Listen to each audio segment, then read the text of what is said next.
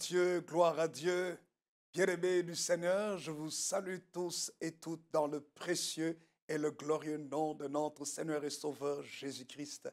Et pour vous servir, je suis le bishop Jean Chitea de l'Église de Dieu en Belgique et surveillant national des églises de Dieu de la Nouvelle-Jérusalem et autres qui portent, qui sont sous la dénomination Église de Dieu. C'est une joie pour moi d'être ensemble encore avec vous dans ce programme merveilleux qui est Parole de vie. Parce que ce dont nous avons besoin, c'est la parole de vie de Dieu. Parce que sans cette parole, l'homme n'existe pas. Si Dieu a créé le monde, c'est par sa parole.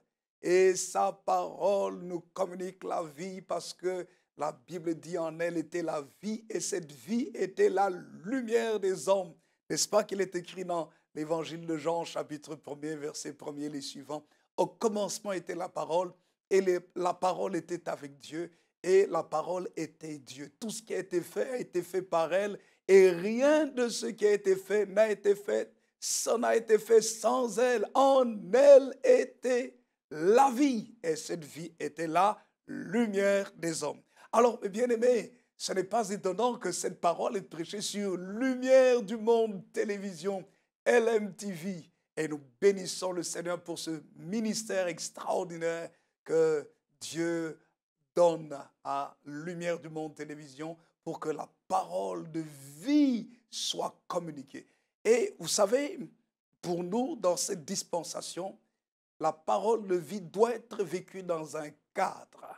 Et le cadre pour lequel le Seigneur Jésus nous donne sa parole, c'est justement l'Église. C'est pourquoi ce matin, du moins ce matin, ça dépend de votre fuseau horaire, soit ce soir, soit ce matin, soit cet après-midi, en fonction du lieu où vous vous trouvez, parce que cette parole est diffusée à tous les réseaux, les fuseaux horaires, et puisqu'elle est universelle.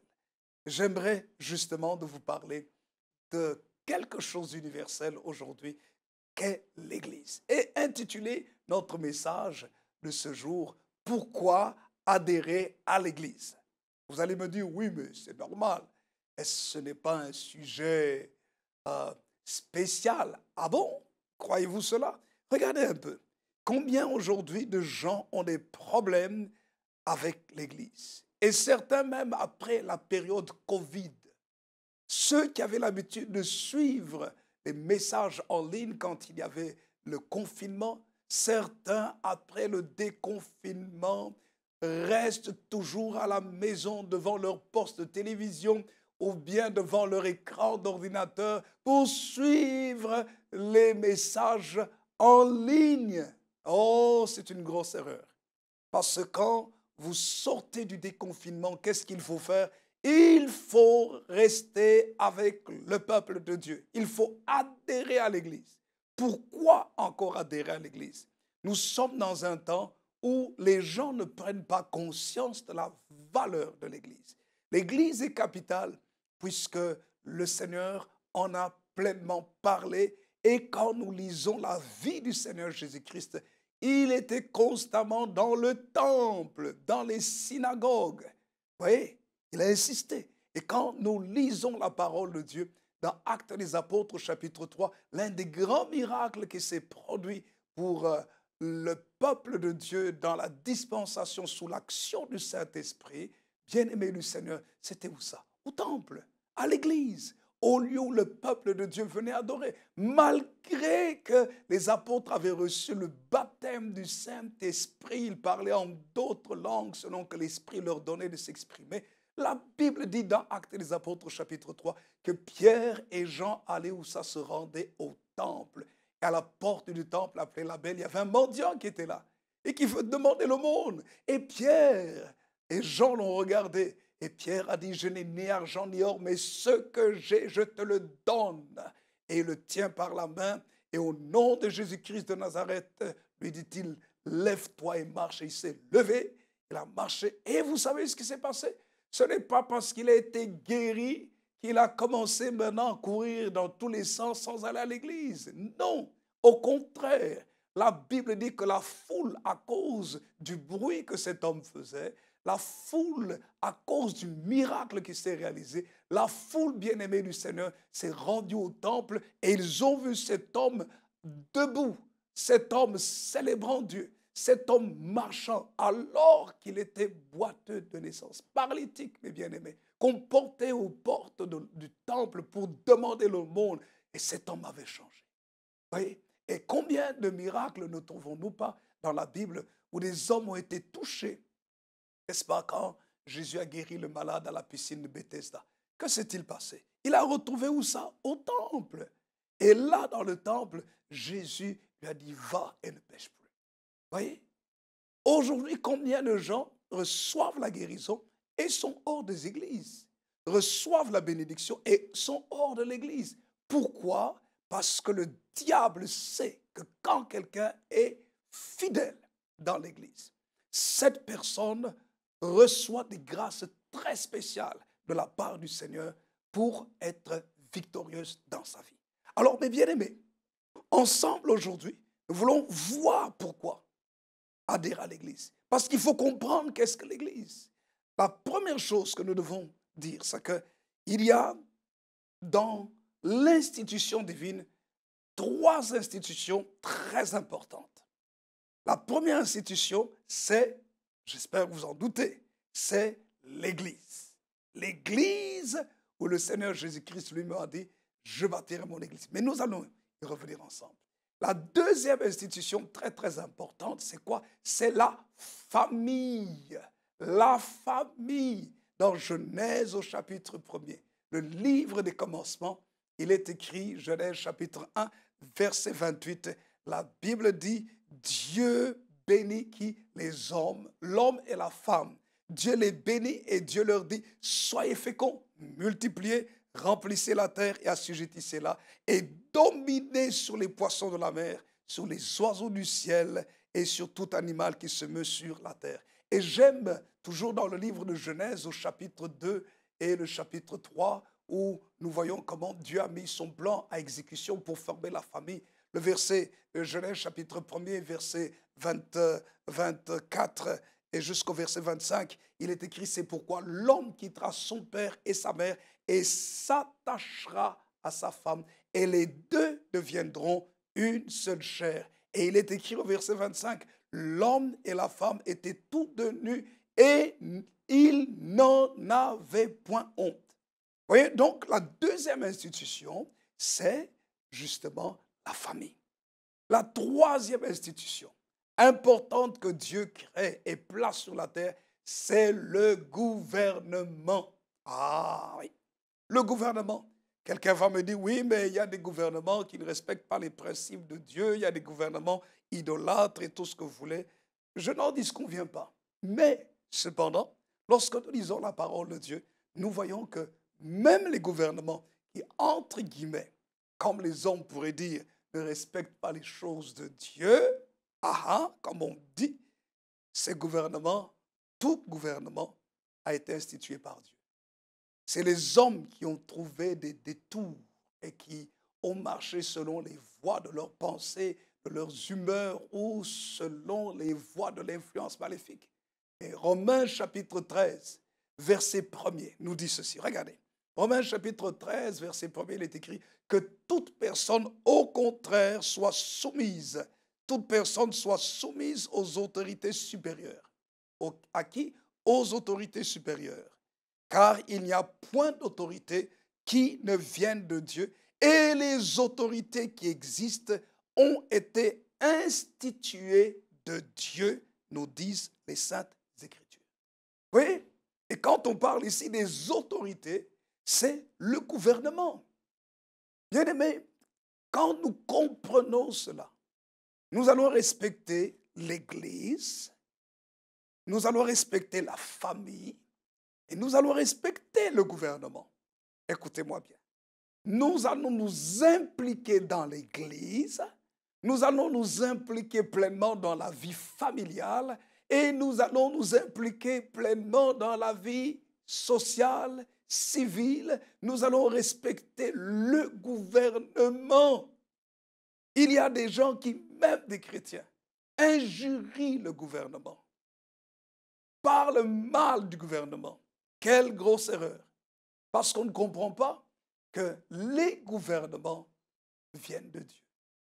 Vous allez dire, oui, certains sont des gouvernements occultes. Ah.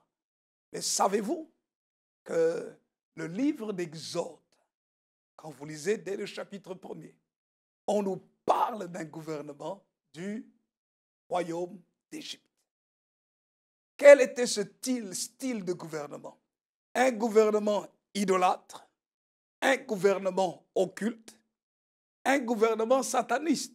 Et cependant, Moïse se retrouve dans ce gouvernement-là, un gouvernement sanguinaire dictatorial. Et Moïse se retrouve dans cet environnement. Il naît, il grandit dans cet environnement, jusqu'à ce que vous connaissez l'histoire pour les lecteurs de la Bible. Il réalise que Dieu l'a appelé pour faire quoi? Délivrer son peuple.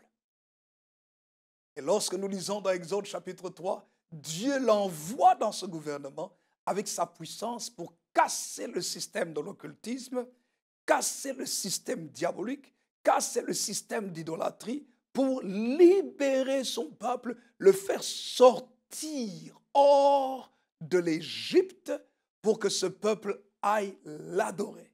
Oh, il y a beaucoup de choses à dire.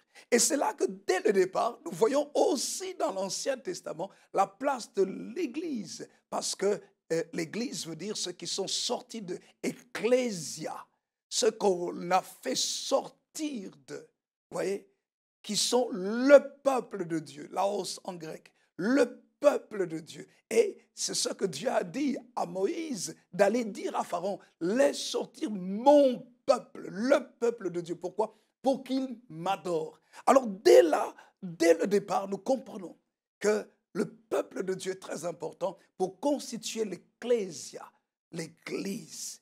Et bien aimé, et quand l'église sort, c'est avec les familles. Et vous savez que malgré qu'il provenait d'un gouvernement sanguinaire, dictatorial, oppresseur, occulte, qu'est-ce que Dieu a fait? Il a donné à son église des lois dans le désert par Moïse pour constituer quoi? Un gouvernement. Et ce gouvernement, au départ, était un gouvernement théocratique, c'est-à-dire Dieu lui-même en était le roi. Et plus tard, les hommes ont voulu avoir un gouvernement comme tout le monde. Le peuple de Dieu a voulu. C'est pour ça que Dieu a donné le premier roi d'Israël, qui est le roi Saül. Et ensuite, le deuxième roi, un roi selon le cœur de Dieu, le roi David. Et vous voyez que malgré qu'ils priaient, malgré qu'ils avaient le temple, malgré qu'ils étaient le peuple de Dieu, ces trois institutions étaient importantes. L'Église, la famille, le gouvernement. C'est très, très important de comprendre la valeur de ces trois institutions. Mais bien aimés, parce que maintenant nous allons dans le Nouveau Testament. Le Nouveau Testament nous parle de Jésus qui parle à ses disciples concernant l'Église. Il y a de grandes choses à tirer des paroles du Seigneur Jésus-Christ dans le Nouveau Testament concernant l'Église. Ce texte que nous connaissons bien pour les lecteurs, les habitués à la parole de Dieu, dans l'Évangile de Matthieu au chapitre 16, à partir du verset 13, quand vous lisez jusqu'au verset 18, le Seigneur Jésus pose la question, qui dit-on que je suis, moi, le Fils de l'homme? Et puis ils disent, les uns disent que tu es Jean-Baptiste, les autres Élie, les autres Jérémie, ou l'un des prophètes. Et leur pose la question, mais vous, qui dites-vous que je suis? Et j'aime ce qui est écrit, c'est que Simon-Pierre lui répond au verset 16, tu es le Christ, le Fils du Dieu vivant. Et quand vous lisez plus bas, le Seigneur parle à Simon. Au verset 17, il lui dit, Simon, tu es heureux, Simon, fils de Jonas. Car ce ne sont pas la chair et le sang qui te révèlent cela, mais c'est mon Père qui est dans les cieux. Et puis il dit le verset clé, au verset 18, il lui dit, et moi je te dis que tu es Pierre, Pétros, et sur ce roc, Pétra, dit le Seigneur Jésus-Christ, je bâtirai mon église. Et les portes du séjour des morts ne prévaudront point contre elle. Mais bien aimé, c'est extraordinaire. Quand nous comprenons cela, ce que Jésus est en train de dire, ici, Jésus en fait dit 4 choses très, très, très importantes. Qui lorsque nous les comprenons, nous allons nous engager dans la vie de l'Église. La première chose qu'il dit, c'est que le roc sur lequel l'Église est bâtie, c'est la confession de Pierre. Ce que Pierre dit à Jésus, il lui dit, premièrement, il lui dit, tu es le Christ, le Fils du Dieu vivant. Ah, ça veut dire quoi? Que la vraie Église à laquelle nous devons adhérer, c'est l'Église qui a pour fondement Jésus-Christ. Ce n'est pas une Église qui est bâtie sur la personnalité d'un leader. Ce n'est pas une Église qui est bâtie sur, je ne sais pas moi, sur des sensations, sur des principes quelconques, aussi beaux soient-ils. L'Église authentique du Seigneur Jésus-Christ a pour fondement le Christ lui-même. Et vous savez que dans la construction d'un bâtiment, la chose la plus importante, ce n'est pas la beauté extérieure, ce n'est même pas la beauté intérieure, mais c'est ce qui est caché, la fondation. Parce que c'est la fondation qui va soutenir tout le bâtiment. Quand les épreuves vont venir, quand le vent va souffler, quand les inondations vont arriver, quand les tempêtes seront là, qu'est-ce qui fait tenir toute une maison, une bâtisse, un building? C'est sa fondation. Et le fondement même de l'Église doit être le Christ vivant. Ce ne sont pas les coutumes, ce n'est pas la race, ce n'est pas l'ethnie, ce n'est pas le clan, ce n'est même pas une langue quelconque en disant non, ça c'est notre église. Nous, dans notre église, on parle par exemple Wolof. Ou non, nous, dans notre église, c'est l'église des Swahiliphones. Ou notre église, non, c'est l'église des francophones. Ou l'autre église, c'est l'église de telle ethnie. Non! L'église authentique, c'est l'église dont le fondement est le Christ vivant. C'est pourquoi il dit, tu es le Christ, le Fils du Dieu vivant. Non pas un Dieu que l'on traite à sa guise. Non pas un Christ, Christos veut dire oint, celui qui est le sauveur, le Mashiach, le Messie, le libérateur des hommes. Ce n'est pas un homme qui vient libérer les autres hommes. Non, je suis serviteur de Dieu. Oh, bien-aimé, je suis non seulement serviteur de Dieu, je suis responsable non seulement national, mais international sur plusieurs pays. Mais ce n'est pas le bishop Jean Chitea qui sauve les hommes. Jésus passe par son serviteur pour sauver les hommes. Si quelqu'un bâtit sa vie spirituelle sur le bishop Jean Chitea, il se trompe royalement. Parce que le bishop Jean Chitea, c'est un homme que Dieu a permis de naître un jour et à qui Dieu a fait la grâce de se révéler. Mais celui sur qui on doit bâtir sa vie, c'est sur le Christ. Oh, que ce soit le Christ du bishop Jean Chitea, que ce soit le Christ du pasteur Intel, que ce soit le Christ de l'apôtre Intel ou du docteur Intel, le plus important, c'est le Christ vivant, le Christ de la Bible. C'est lui le fondement de l'Église. Pourquoi je dis ça? Parce qu'aujourd'hui, les gens courent à gauche, à droite, à tout vent de doctrine et sont instables. Oui, c'est normal, tant que le fondement n'est pas Christ, mais le fondement est une doctrine particulière, une personnalité particulière, les gens sont instables. Quand cette personnalité tombe, les gens sont dans le désarroi. Quand cette personnalité tombe dans le péché, les gens oublient la prière. Et les gens sont déçus de l'Église. Et les gens disent que non, ils ne vont pas aller à l'Église. Mais bien-aimés du Seigneur, non. Vous voyez, ça c'est une grosse erreur. C'est pour ça qu'aujourd'hui, les chrétiens sont trop faibles parce qu'ils sont basés sur des personnes humaines qui sont faillibles. Mais le Christ est infaillible. C'est lui le fondement authentique du christianisme. C'est lui le patron. La deuxième chose importante, il dit, je bâtirai mon église, n'est-ce pas? Le fondement même, la valeur même de l'église repose sur cette première affirmation. C'est la déclaration de Pierre en disant que tu es le Christ, le Fils de Dieu vivant. La deuxième chose, c'est que l'église commence par Jésus-Christ lui-même. C'est pourquoi il est écrit, je bâtirai mon église. Vous voyez, qui dit je? Ce n'est pas un homme, c'est Jésus. L'église doit être bâtie sur les méthodes de Jésus. L'église ne peut pas être bâtie sur la manipulation. L'église ne peut pas être bâtie sur des pratiques humaines ou des pratiques même diaboliques. L'église ne peut pas être bâtie sur l'oppression du peuple, sur la contrainte du peuple. Non, l'église du Seigneur Jésus-Christ, celle que Jésus viendra enlever, doit être bâtie selon le modèle de Christ qui se trouve dans les évangiles, dans les actes des apôtres, dans les épîtres, dans le Nouveau Testament. En fait, elle doit correspondre aux principes de Dieu dans les Saintes Écritures. Je bâtirai. Qui dit ça? C'est Christ. Troisièmement, l'Église appartient à Christ. Il dit, je bâtirai mon Église. Vous savez, dans nos églises en Belgique, j'ai toujours l'habitude de dire, l'Église ici ne m'appartient pas. Ce n'est pas mon Église. C'est l'Église de Jésus-Christ. Ça veut dire que pendant le temps que Dieu me donne de vivre, il me fait la grâce de le servir dans son Église. De manière à ce que lorsque Dieu me prendra, que je vais quitter la terre, je dois préparer ce que Jésus a choisi pour continuer l'Église. Si Jésus ne revient pas avant. Parce que c'est l'Église de Jésus. L'Église du Christ, c'est sa propriété. Il place qui il veut, comme il veut et quand il veut. Nous devons bien comprendre ça. Parce qu'aujourd'hui, l'homme s'est approprié l'Église. Et à cause de cela, il y a beaucoup, malheureusement, de scandales. Et l'Église est la risée des non-chrétiens. L'Église, on se moque de l'Église. Non, ça, ce n'est pas la vraie Église.